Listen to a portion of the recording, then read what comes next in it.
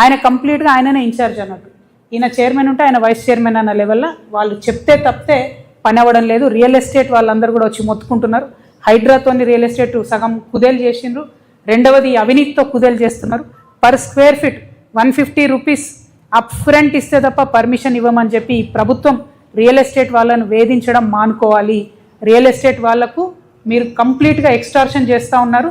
దీని మీద మీరు ఈ వేధింపులు మానుకోకపోతే, ఈ ఎక్స్టార్షన్ మానుకోకపోతే ఖచ్చితంగా అవసరమైతే ఈడీ వరకు కూడా కంప్లైంట్ ఇవ్వడానికి తెలంగాణ జాగృతి వెనుకాడదని చెప్పి ఈ సందర్భంగా తెలియజేస్తూ, మరి గుంపు మేస్త్రి గారు జిహెచ్ఎంసీ అంటే గ్రేటర్ హైదరాబాద్ మున్సిపల్ కార్పొరేషన్ కాదు, గుంపు మేస్త్రి గారి హయాంలో జరుగుతున్న మహా కరప్షన్ అని చెప్పి మేము చెప్పాలనుకుంటున్నాం.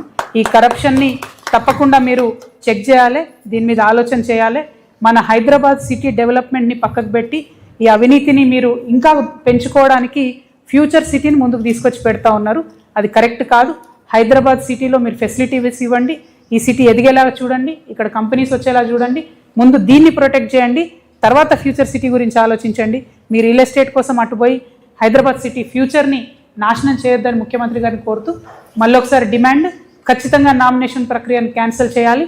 టెండర్ సిస్టమ్ ద్వారా మాత్రమే ₹1 అయినా సరే ప్రజలకు జవాబుదారీగా ఉండేటట్టు ముఖ్యమంత్రి గారు శ్రద్ధ పెట్టాలని కోరుతూ సెలవు తీసుకుంటున్నాను. Thank you. జై తెలంగాణ, జై తెలంగాణ, జై జాగృతి. మా పార్టీ అనౌన్స్మెంట్ కార్యక్రమం 25వ తారీఖు ఉంటుంది కాబట్టి మేము ఆ రోజు 25 నాడు జరిగే కార్యక్రమాన్ని పర్యవేక్షించడానికి తెలంగాణ జాగృతి తరఫున ఒక 21 కమిటీలను వేయడం జరిగిందండి. ప్రతి కమిటీలో దాదాపు 30 మంది మనకు సభ్యులు ఉంటారు. ఆ తర్వాత వాలంటీర్ల సంఖ్య దాదాపు ఒక 500 మందితో వాలంటీర్స్ ఉంటారు.